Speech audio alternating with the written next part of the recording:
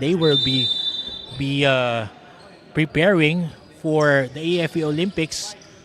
Coach Jerry Cadong as Gilas gets the first crack on offense here. 3-point attempt, no good. But follow-up is good.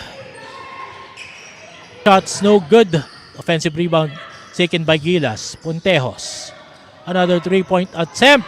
And that will be good by Christian Yumol. Sambile against Bernardino. Goes all the way, no good. Santo Domingo, second chance opportunity is good.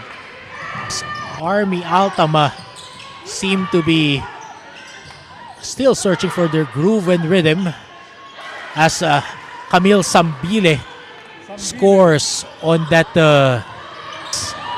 Gives another possession to them. Strong drive to the hoop. It's good for Kate Bobadilla. Give and go for Gilas. Afril Bernardino almost losing the possession. 3-point shot is good for Kate Castillo.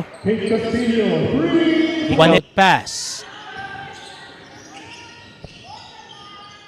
Inside pass is good, and that's a basket for Prado. Kicks it out again. Puntejos steps back for a three, and that will be good for go win. Kabinbin, fast break at 7. Borja uses her left hand. 16.2 seconds. Oh, knockout play by Afril Bernardino from Andrea. 34. Borja makes the outside shot. She transferred to China.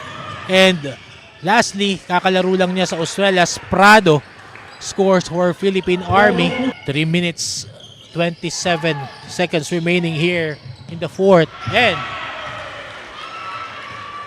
that's a basket. Borja still relentless on defense. Corner three is good for Janice Rose Quinte. Taking a foul.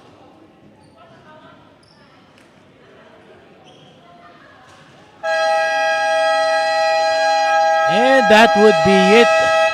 It's Gilas 69, Philippine Army Altama 56.